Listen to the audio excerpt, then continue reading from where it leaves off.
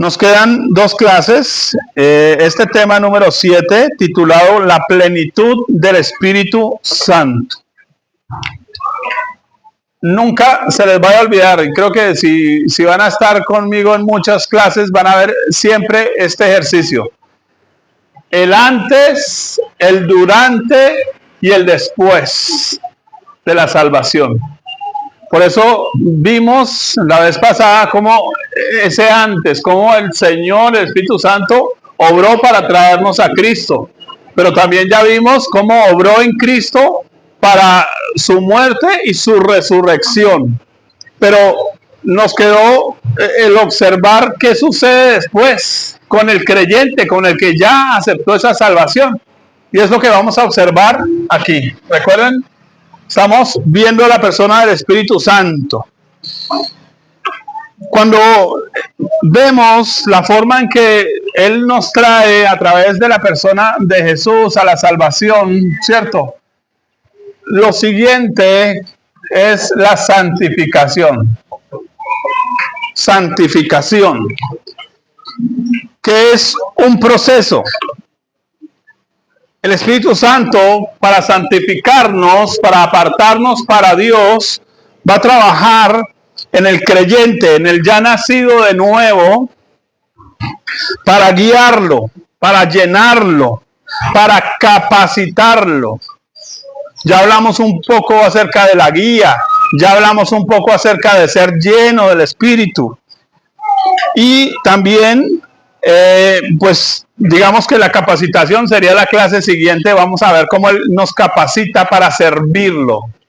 Recuerden que la vez pasada observamos la diferencia entre ser hijo y ser siervo. Porque a veces hay personas que llegan a Cristo, los ponen a servir y se les olvida que son hijos de Dios. Y entonces tienen mentalidad de esclavos. Pero Dios nos dio su Espíritu Santo para que desde nuestro interior clamemos Abba Padre. ¿Cierto? Abba Padre. Recuerden esa B. Ese AB siempre va a ser Padre. Es lo que el Espíritu Santo nos lleva a entender que somos hijos de Dios, pero no cualquier tipo de hijos. Leímos un texto en Malaquías que dice que ¿qué? El Espíritu dice que Él nos haría o nos perdonaría y nos haría especial tesoro como el padre que perdona a su hijo que le sirve. Combinó estas dos cosas. Somos hijos, pero tenemos un llamado a servir para algo en la casa, para ayudar a lavar la loza, para hacer alguna cosa útil aquí. Así que vemos esa combinación. En esencia, esto es santificación, es decir, que nuestra vida termina siendo para Dios. Pero vimos algo más, que no es que nosotros clamamos a Abba Padre, sino que el Espíritu de su Hijo clama dentro de nosotros y a través de nosotros, Abba Padre. Así que Cristo está viviendo su vida a través del creyente. Así que nuestra tarea es permitir que Cristo viva su vida a través de cada uno de nosotros. Solo estoy resumiendo. Gálatas 5:16. Porque en este punto, lo que vamos a hablar de la plenitud del Espíritu Santo significaría cómo expresar a Cristo. ¿Cómo vamos a expresar a Cristo? Digo pues, andad en el Espíritu y no satisfagáis los deseos de la carne.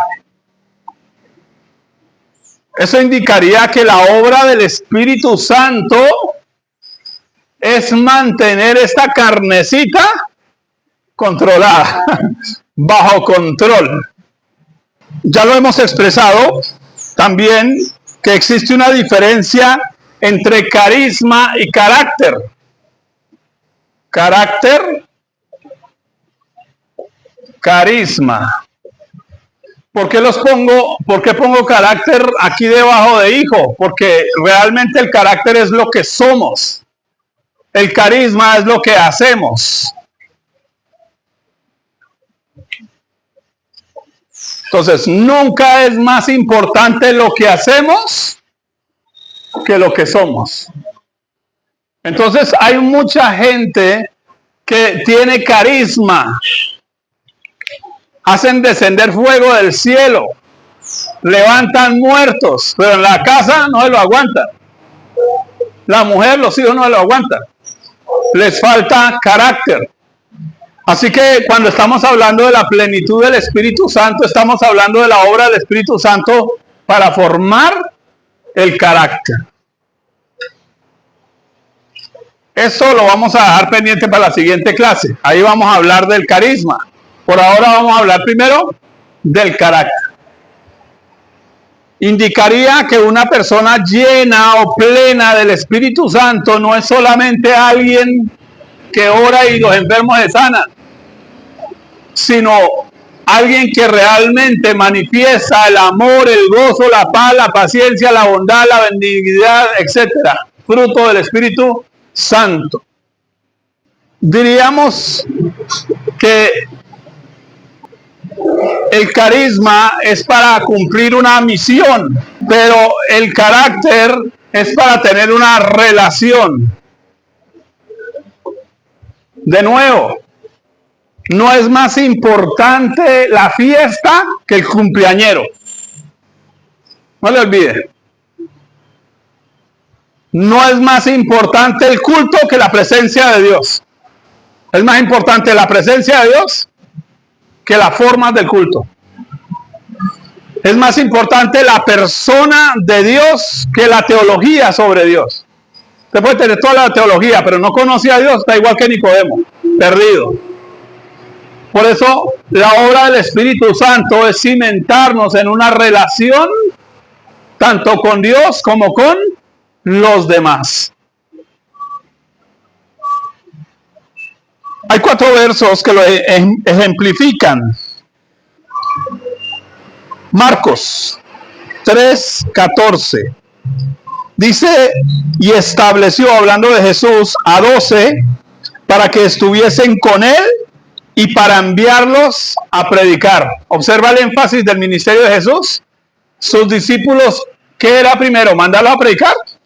No, era que estuvieran con él. Por eso no es más importante que tan bien y cuánto puedo predicar, sino cuánto puedo estar en secreto, orando, leyendo la Biblia y pasando tiempo con Dios. Porque a veces nos fascina el público, pero olvidamos que lo importante es el secreto. Así que el Espíritu Santo va a trabajar más porque usted la pase más en el secreto con Dios que en público, hablando de Dios. Porque si usted allá en el secreto con Dios tiene peso, cuando hable de Dios, lo que usted diga, si sea poquito, tiene peso. Lo que usted cante, tiene peso. Solo leyó un versículo en la Biblia, pero tuvo peso. Porque hay intimidad. Siguiente verso. Malaquías 3, 17 al 18. Y serán para mí especial tesoro, ha dicho Jehová de los ejércitos, en el día en que yo actúe y los perdonaré, como el hombre que perdona a su hijo que le sirve.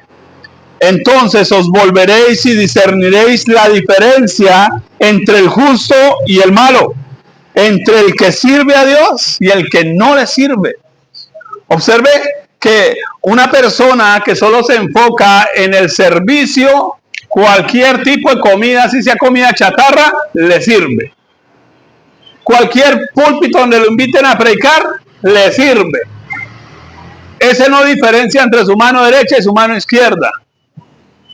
Pero una persona que tiene carácter sabe dónde debe entrar y dónde no. Sabe con quién compartir y con quién no. Con quién aliarse y con quién no. Por eso el Espíritu Santo prefiere trabajar en nosotros primero el carácter. Siguiente texto, Hechos 9, 5 al 6. Él dijo, está hablando de Pablo cuando Jesús se le aparece. ¿Quién eres, Señor? Observe esa pregunta, ¿quién eres? Y le dijo, yo soy Jesús a quien tú persigues. Dura cosa te es dar coces contra el aguijón. Verso 6. Y él, temblando y temeroso, dijo, Señor, observe la segunda pregunta. ¿Qué quieres que yo haga? Observe las dos preguntas. La primera es, ¿quién eres? La segunda es, ¿qué quieres que haga? El carácter me lleva a entender quién es Dios, quién es Jesús. Y cuando yo ya sé realmente quién es Jesús, para mí, no qué dice allí el fulano, qué dice el teólogo allá, qué dicen en esa denominación. Cuando yo sé quién es Cristo para mí, entonces la siguiente pregunta es, ¿qué hay que hacer? ¿En qué puedo servirte? Mire que no es primero qué hay que hacer, es primero quién eres, Señor. Por eso, trabajar el carácter, lo que el Espíritu Santo va a hacer es que conozcamos a Cristo. La obra del Espíritu Santo es que conozcamos a Cristo, para que sepamos a quién estamos sirviendo. Esa es la diferencia entre que nosotros le pertenecemos a Cristo y no Cristo a nosotros. La gente que se dedica solo a actuar como siervo usa a Cristo, usa el nombre de Cristo. Pero quien actúa como hijo se deja usar por Cristo y su lealtad es a Cristo. En este punto, las dos preguntas que hace el apóstol Pablo nos dan esas dos dimensiones: conocer a Jesús, servir a Jesús. Pero veamos otro pasaje, Hechos 27:23. Porque esta noche ha estado conmigo el ángel de Dios, de quien soy y a quien sirvo. ¿De quien qué? Soy y a quien sirvo. Usted no tiene un Dios, Dios lo tiene a usted. Dios no le pertenece a usted, su vida le pertenece a Dios. Él es el dueño y Señor, el Dios de quien soy. Esa es la identidad. Este es mi papá, yo soy su hijo, punto. ¿Y a quién sirvo?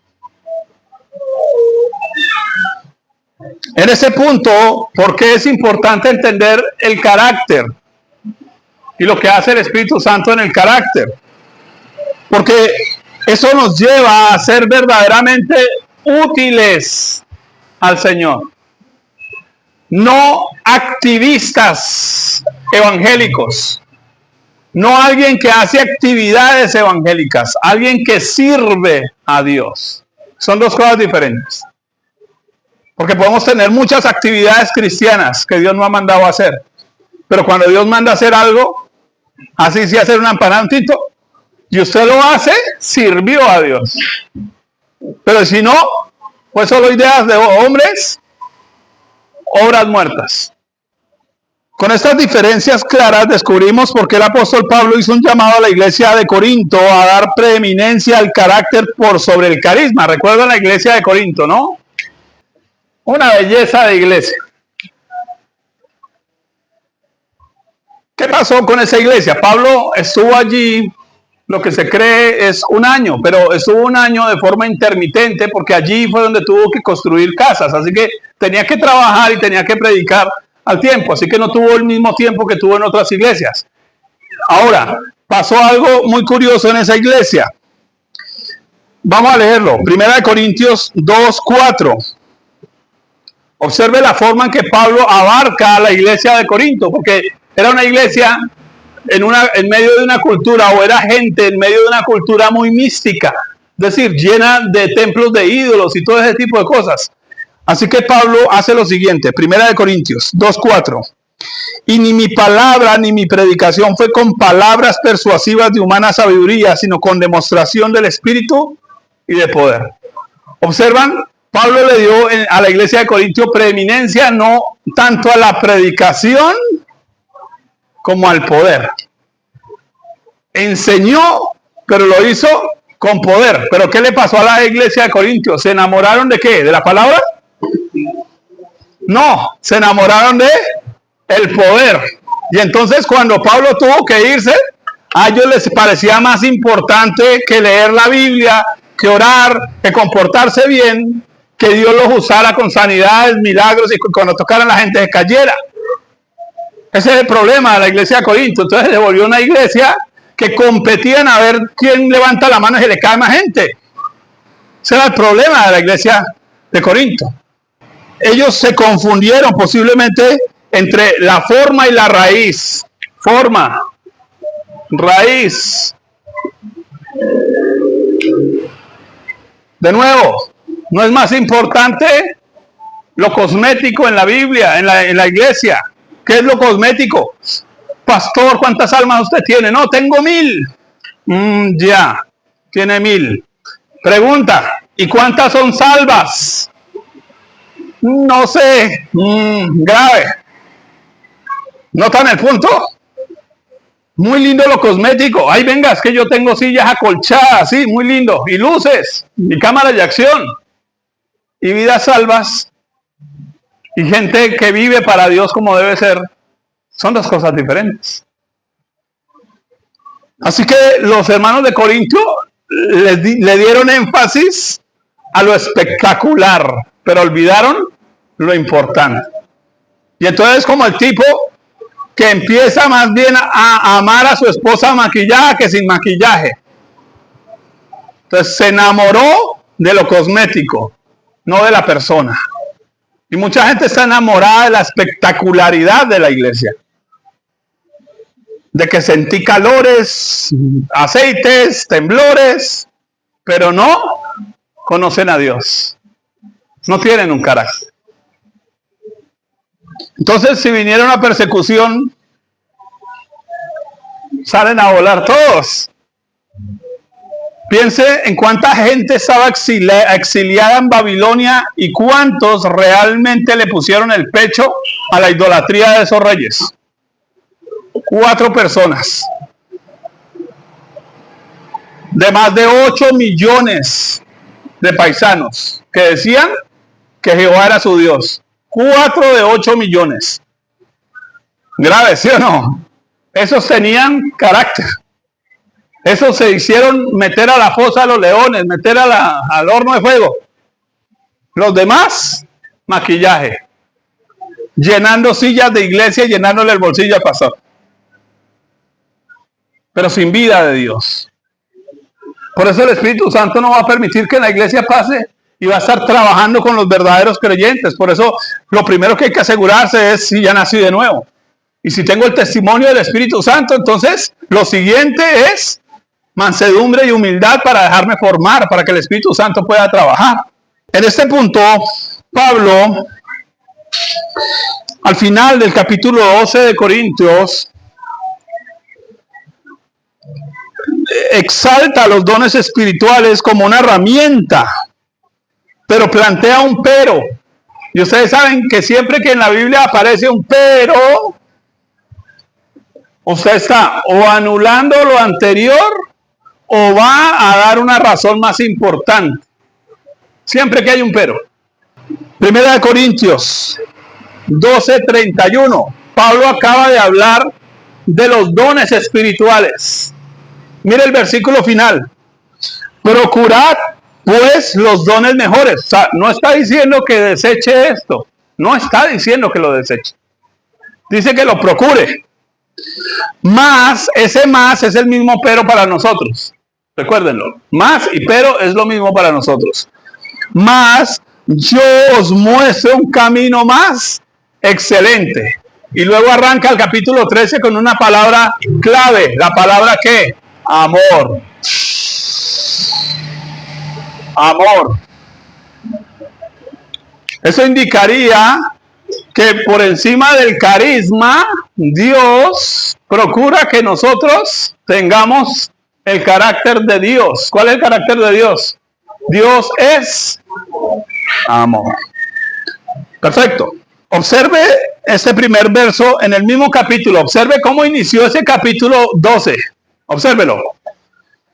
Primera de Corintios 12, 1 al 2. No quiero, hermanos, que ignoréis acerca de los dones espirituales. Sabéis que cuando erais gentiles, se os extraviaba llevándoos como se os lleva a los ídolos mudos. Observa ese versículo. Cuando está diciendo no quiero que ignoren acerca de los dones, no es porque no tuvieran dones. Estaban ignorando era cómo se debían usar. Estaban usando una herramienta mal usada y estaban poniendo en peligro su vida y la vida de los demás. Entonces no es que no se usen los dones, es que no hay que ignorar cómo se usan. Pásele a un niño pequeño un cuchillo afilado. ¿Es peligroso el niño? No, el niño no es peligroso. ¿Qué es peligroso? ¿El cuchillo es peligroso? No, el cuchillo tampoco es peligroso. ¿Qué es lo peligroso? Combinar a una persona inmadura con una herramienta peligrosa, con un cuchillo. El cuchillo es peligroso cuando está en unas manos incorrectas, cuando se le da un mal manejo. Desde esa perspectiva, entonces, el problema de los hermanos de Corintio era que tenían dones, pero los estaban usando sin amor. Lo estaban haciendo para buscar el aplauso, la admiración o para conseguir plata, pero no lo estaban haciendo por amor. En este punto, la intención del apóstol Pablo no es anular los dones, sino ayudarlos a entender su razón de ser. Dios dio regalos para que nosotros demostremos amor. Los dones tienen el propósito de dar a demostrar el amor de Dios. Entonces, eso vamos a ver en la clase siguiente. Por eso vamos a entender los dones, pero primero vamos a entender cómo Dios trabaja en nuestro carácter. Volvemos entonces a la propuesta de Pablo en su carta de señalar una vida de amor a Dios y al prójimo. ¿Cómo se logra? Versículo 11 del capítulo 13. Cuando yo era niño, hablaba como niño, pensaba como niño, juzgaba como niño, mas cuando ya fui hombre, dejé lo que era de niño.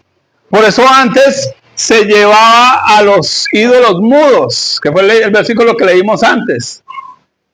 Porque una persona sin amor está buscando ídolos, está buscando cómo llenar sus vacíos. Y entonces a veces pasa que hay personas que llegan a Cristo, les enfatizan tanto en el servicio que llenan sus vacíos con el servicio. Lo que los hace sentir importantes, valiosos, es que mire cómo Dios me usa. Y entonces están acomplejados sanando a otros. Tremendo, eso es un problema. Por eso Dios primero necesita derramar su amor en el corazón. Por eso Dios necesita trabajar esto que acabamos de ver. Que esa persona deje de pensar como niño, actuar como niño, reaccionar como niño. Madurar. Porque la Biblia dice precisamente que los esclavos eran niños y son niños hasta que lleguen a un punto de madurez. De esta manera entonces pensamos que la obra del Espíritu Santo de perfeccionarnos es llevarnos a no a ser perfectos en términos de que nunca fallemos, sino a ser ¿qué? Maduros. Mire que eso no se mide por cantidades, por fuerza, por capacidades, madurez. Hay gente que fue creada para dar 30 mazorcas, otra 60 mazorcas y otra 100. Cada una nace de suyo. Por eso no todos somos iguales, ni vamos a tener que hablar igual y predicar igual y orar igual. Pero cuando entra la competencia, si nos comparamos con otros, competimos con otros, nos igualamos a otros. Y entonces por eso encontramos predicadores que quieren predicar igual al otro. Porque les falta madurez, les falta carácter. Y es la obra del Espíritu Santo que la tengan. Pero en este punto, si quisiéramos ser igual a alguien, ¿a quién tendríamos que ser igual? A Jesús. Nadie más, a Cristo. Ese es el punto. Así que la obra del Espíritu Santo es que reflejemos la imagen de Cristo. Ahora, ¿cómo obra Él ese trabajo de madurez en nosotros? Primero, el Espíritu Santo busca controlarnos. Controlarnos. Ese control tiene nombre propio. Voy a leerlo.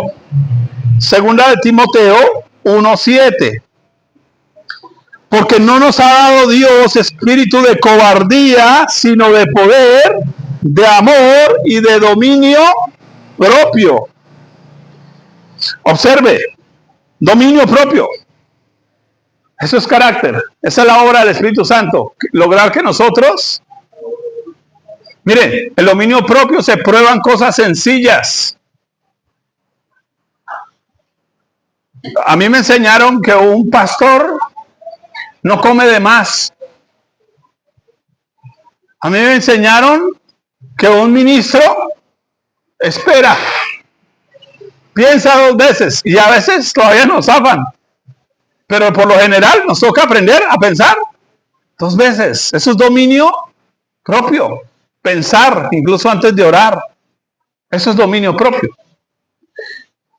Observe por qué el creyente necesita estar bajo control. Proverbios 16:32.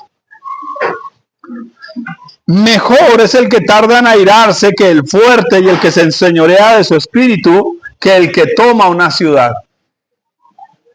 Porque, ¿sabe qué significa? Que un solo creyente bien manejado pudiera controlar una ciudad entera.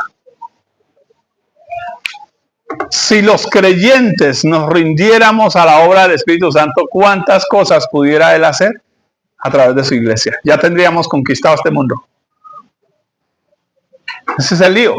Tenemos creyentes descontrolados, temblando así en la iglesia, pero no tiemblan delante de la presencia de Dios. Sin embargo, pasar de una forma de vida de fe a una vida de amor, piensen en estas 2 palabras, observe, fe y amor. Porque voy a hablar de pasar de una vida de fe a una vida de amor. ¿Por qué? Porque cuando usted y yo llegamos a Cristo, llegamos por fe, pero no tenemos amor. No llegamos por amor, llegamos por fe. Pero el Espíritu Santo quiere pasarnos de aquí a acá. ¿Qué pasa cuando alguien no pasa de fe a amor? Por lo general se queda haciendo un siervo. Milagros, señales, mueve montañas, pero no tiene carácter. Y entonces hay gente que tiene mucha fe, pero no tiene amor. Eso indicaría que debe haber un proceso para pasar allá. ¿Cuál es ese proceso? Segunda de Pedro 1:3-7. Voy a leer un texto largo, pero lo voy a leer muy despacio. Préstenle atención, por favor. Como todas las cosas que pertenecen a la vida y a la piedad nos han sido dadas por su divino poder. Observe, usted ya recibió todas las cosas que pertenecen a la vida y a la piedad. Pero los falsos predicadores dicen que a usted le falta todo. No, a usted no le falta todo. Usted ya recibió todo. Todo el potencial de Dios está dentro suyo. Mediante el conocimiento, relación, recuerden, de aquel que nos llamó por su gloria y excelencia, por medio de las cuales nos ha dado preciosas y grandísimas promesas, para que por ella llegases a ser, diga conmigo, participantes. ¿Qué es participantes? Que el poder que hubo en él, ahora usted lo está usando. No es que, uy, ese pastor tanto poder que tiene, no. Es el poder que lo posee, que se llama Cristo en él, el Espíritu de Dios en él, la gloria de Dios en él. Participantes de la naturaleza divina. ¿Dónde está la naturaleza divina? Diga, yo no estoy adquiriendo una naturaleza divina. Ya la tengo. Habiendo huido de la corrupción. Oiga, ¿se da cuenta? Usted no es un cristiano corrupto. Ningún cristiano verdadero es corrupto. Es decir, no se va a corromper más. Ya no se puede corromper. Dice, habiendo huido de la corrupción que hay en el mundo, ya no se puede contaminar a causa de la concupiscencia, esa carne, ya no. Entonces, observe cuál es el consejo. Vosotros también, aquí nos pone la tarea. ¿Cuál es la tarea? Poniendo toda diligencia, por esto mismo, añadid a vuestra fe, primer punto, virtud. Virtud. El término virtud significa excelencia moral. Es decir, que usted trabaja porque su sí sea sí y su no sea no. Si usted es un carpintero, usted hace los muebles con honestidad. Eso es virtud. Añada a su fe virtud, porque hay muchos ministros que tienen gran fe, pero son muy mediocres. Hay que añadir a la fe virtud. A la virtud, conocimiento. Conocimiento. Oiga, porque hay ministros que tienen fe, de pronto tienen excelencia moral, pero no leen, no estudian, no se preparan. Oiga, al conocimiento, dominio propio. ¿Conocimiento qué? Dominio propio. ¿Por qué dominio propio? Porque resulta que el conocimiento, como es algo pesado en nosotros, hace que a veces nos tambaleemos y perdemos el dominio propio. Porque estamos tan cabezones que perdemos el dominio, el manejo de eso. Es como un niño cargando un bulto. Se descontrola y entonces nos sube el moño. Y entonces hay que añadir a esa virtud conocimiento y a ese conocimiento dominio propio. Dominio propio es hacerse un bosquejo para no irse por las ramas. Dominio propio es hacerse sendas derechas para los pies para que lo cojo no se salga del camino. Al dominio propio, paciencia. ¿Por qué paciencia? Porque cuando uno tiene tanto conocimiento, se vuelve impaciente. Vaya, enséñele al niño a hacerla hoy, que la haga torcida varias veces. ¿Qué pierde usted? La paciencia. Y entonces hay que trabajar y el Espíritu Santo va a trabajar, porque no perdamos la paciencia. Hay que añadirla. Hay que obligarnos a ser pacientes. Eso no es algo que, ay, mire qué espíritu tan paciente. Nos toca obligarnos, en muchos casos, a frenar, a parar, a respirar, a pensar. Nos cuesta. A la paciencia, piedad. ¿Qué es piedad? La piedad es nuestra relación hacia arriba, hacia Dios, siempre. Piedad, relación hacia arriba. Vida de oración, vida devocional. Comunión con Dios, comunión con otros creyentes. Todo eso es piedad. ¿Por qué debemos añadir piedad? Porque a veces nos volvemos tan cabezones y tan impacientes que dejamos de orar, que dejamos de leer la Biblia, que nos confiamos en nuestros conocimientos. A la piedad, afecto fraternal. Afecto fraternal. ¿Por qué añadir afecto fraternal? Porque cuando tenemos mucha fe, mucha excelencia, mucho conocimiento y todo eso, nos volvemos insensibles hacia los demás. Como Dios me usa. Y no es lo que hace mucha gente, como Dios me usa, ¿qué me importan los demás? Tremendo. Así pasa como el pastor aquel que tiene una mega iglesia y una viejita que no le llegó la pensión en un mes, pero era una diezmadora juiciosa, pero se fue al pastor a decirle, pastor, mire, es que la verdad es que este mes no me ha llegado la pensión y tengo necesidad. ¿Sabe cuál fue la respuesta de ese pastor? No les digo nombres para no meterme en líos, si me gustaría meterme en líos. Hermanita, es que usted es la que tiene que traer a la iglesia y no sacar de la iglesia. Y entonces perdemos El afecto fraternal hacia los demás. ¿Sí ven que esto significa comunión con otros, juntarnos de personas? Y al afecto fraternal, amor. ¿Vio el proceso? Todo eso va a trabajar el Espíritu Santo en usted para que llegue a vivir una vida de amor. Y todo eso ya fue dado. Pero hay que añadir cositas. En este punto, el control del Espíritu Santo viene a medida que nos comprometemos en madurar en la vida de fe. No es algo mágico. Y es la razón por la que el apóstol Pablo advierte: no os embriaguéis con vino, ya lo hemos estudiado acá, en lo cual hay disolución, sino antes bien sed llenos del Espíritu Santo. El término disolución que aparece ahí en ese versículo es la clave para entenderlo. Es la palabra azotia, significa despilfarro. Despilfarrar. Una persona sin carácter despilfarra. Milagros, reunión de milagros para todos. Y llegó el borracho que no se quiere arrepentir, pero se fue sin cáncer. Ok. Está despilfarrando la plata, papá.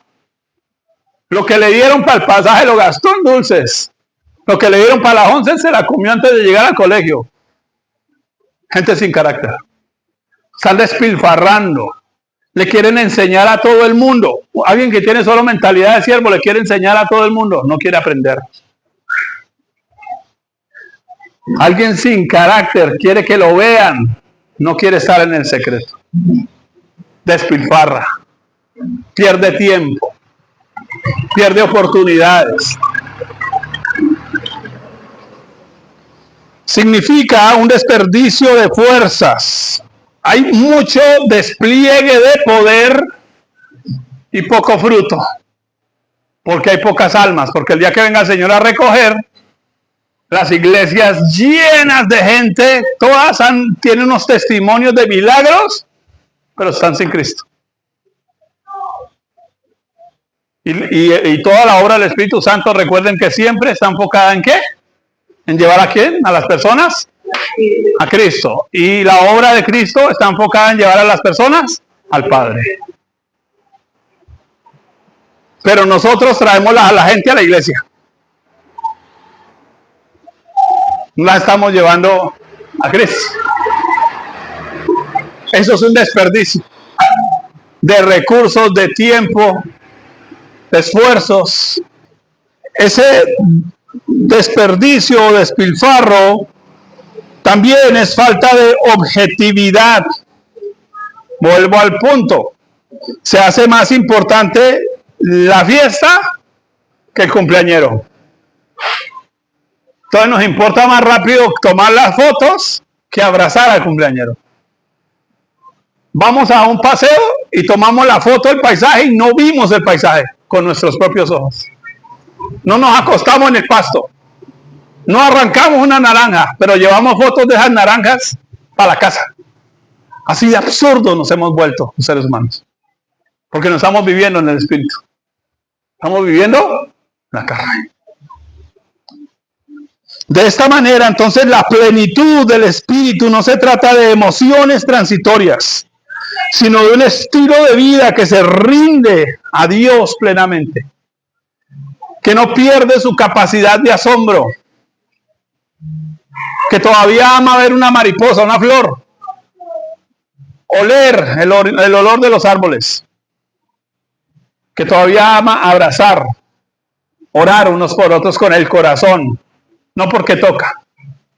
Esa es una vida llena del Espíritu Santo. Así que la obra del Espíritu Santo es llevarnos a ejemplificar el carácter de Cristo. Y ya sabemos ese carácter cómo se enmarca. Gálatas 5, 22 a 23. Más el fruto, no los frutos, el fruto del Espíritu.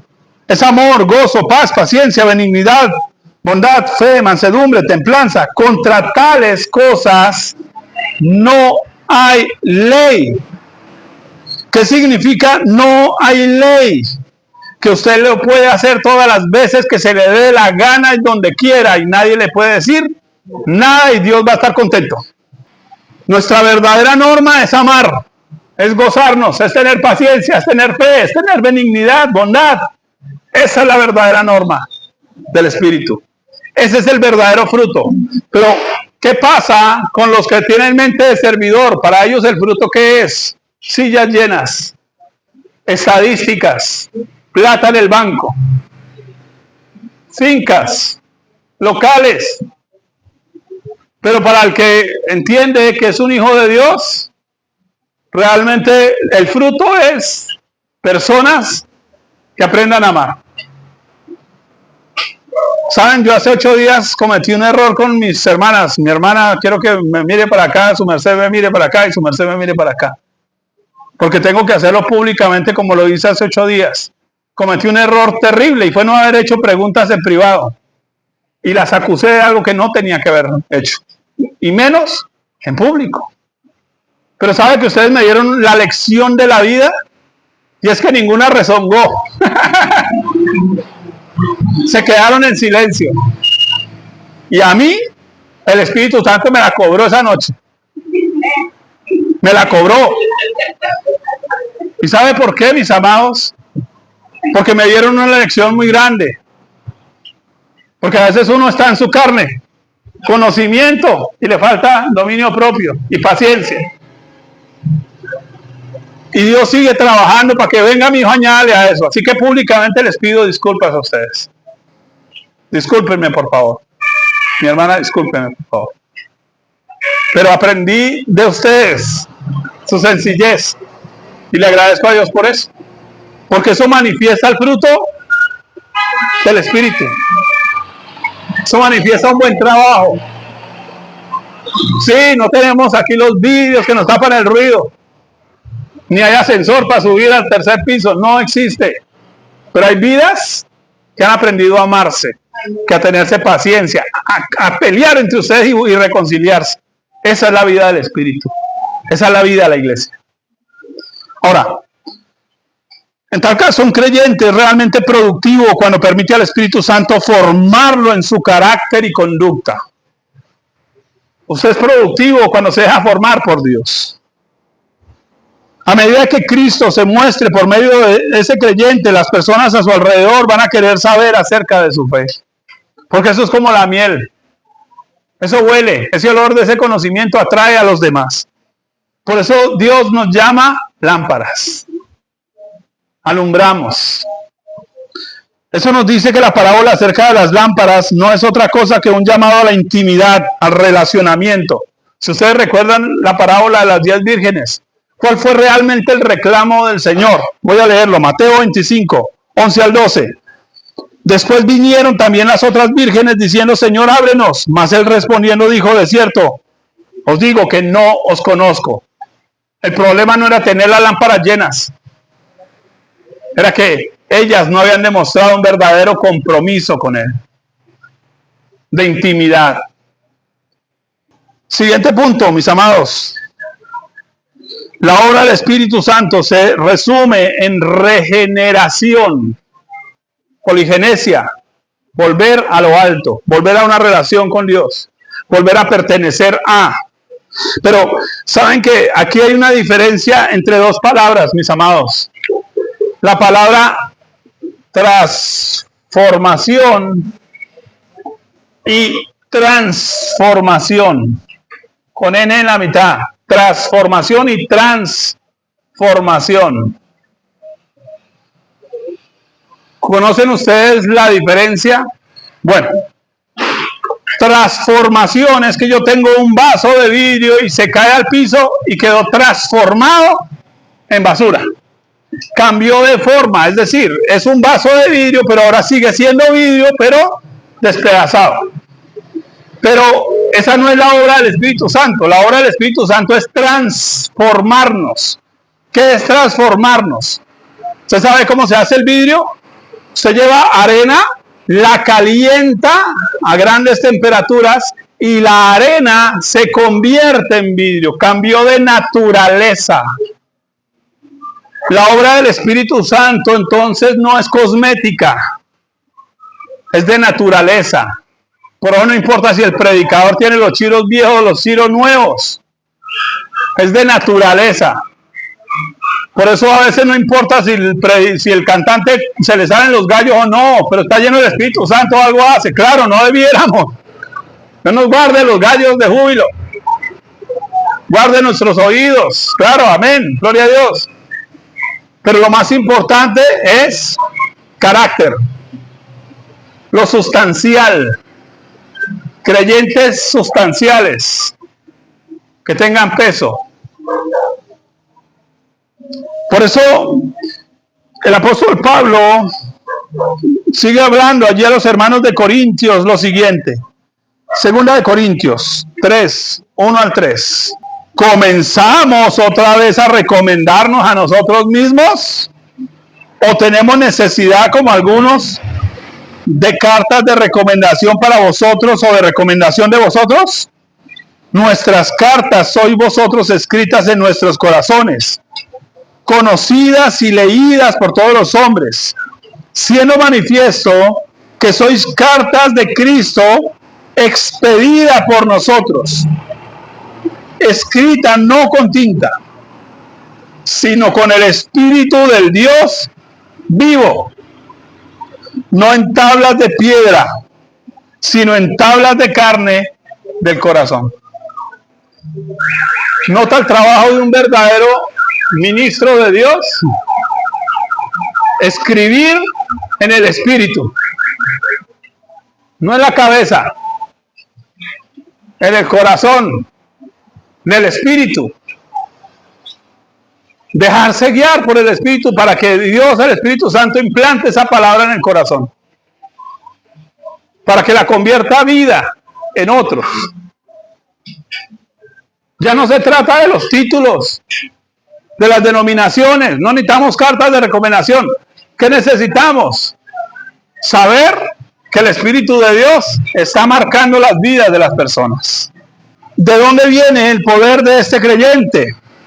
Segunda de Corintios 3, 4 al 6. Y tal confianza, observe el apóstol Pablo, observe esto. Tal confianza tenemos mediante Cristo para con Dios.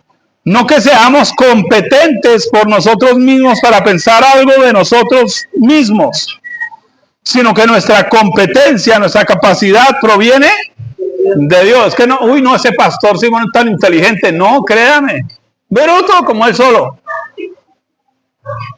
Pero el Espíritu Santo lo dejó trabajar ahí y bendito a Dios. El cual asimismo nos hizo ministros competentes de un nuevo pacto, no de la letra, sino del Espíritu, porque la letra mata, mas el Espíritu vivifica. Porque hemos entendido que el verdadero carácter de la iglesia no es emocional, no es cuánto la gente salta en un culto, es cuánto obedece cuando Dios le da una orden. La iglesia no es emocional, es espiritual. No es si hace oraciones de una hora cada vez que medio le sueltan el micrófono. Es si es capaz de orar un minuto y que la presencia de Dios haga lo que necesita hacer. Suficiente. Porque no confía en sí mismo, sino en el poder de Dios en él. Ahora, entonces, ¿qué se requiere para ser transformado? Y con esto termino, mis amados. Voy a resumirlo en una palabra: ser transparente, para que Cristo brille. Porque ¿qué se necesita de una buena lámpara? Que sea transparente para que Cristo brille. Segunda de Corintios 3, 12. Mire lo que dice el apóstol Pablo aquí. Así que teniendo tal esperanza, usamos de mucha franqueza. ¿Usamos de qué? Sinceridad, franqueza, transparencia. Porque el hombre de Dios solo debe permitir que Dios se muestre a través de su vida, alumbre a través de su vida. Nosotros no brillamos por luz propia. Por eso hay una diferencia entre el sol de justicia y nosotros presentados como la luna. ¿La luna tiene luz propia? Solo refleja la gloria del sol. La iglesia refleja la gloria de Cristo. Por eso se necesita una verdadera conversión. 2 Corintios 3:16. Observe. Pero cuando se conviertan al Señor, el velo se quitará. El término convertir significa tomar una prenda y voltearla por el lado de las costuras. Así que, ¿qué significa convertirse? Pues mire que hay una diferencia. El arrepentimiento nos trae a la cruz. La conversión nos lleva a la santificación. La conversión es mostrarle a Dios lo que soy como soy. Exponerme, boletearme delante de Dios como soy. Y entonces Dios puede trabajar ahí. Salmo 51:6. He aquí tú amas la verdad en lo íntimo y en lo secreto me has hecho comprender sabiduría. ¿Qué significa eso? Que una verdadera vida llena, plena del Espíritu Santo es una vida no solo de amor, sino vivida sabiamente. Porque el Señor es el Espíritu. Y donde está el Espíritu del Señor, allí hay libertad. Por tanto, nosotros todos, mirando a cada descubierta como en un espejo la gloria del Señor, somos transformados de gloria en gloria en la misma imagen como por el Espíritu del Señor. ¿Qué está diciendo? A medida que nos exponemos a ver a Cristo en las Escrituras, nuestra vida es transformada de gloria en gloria.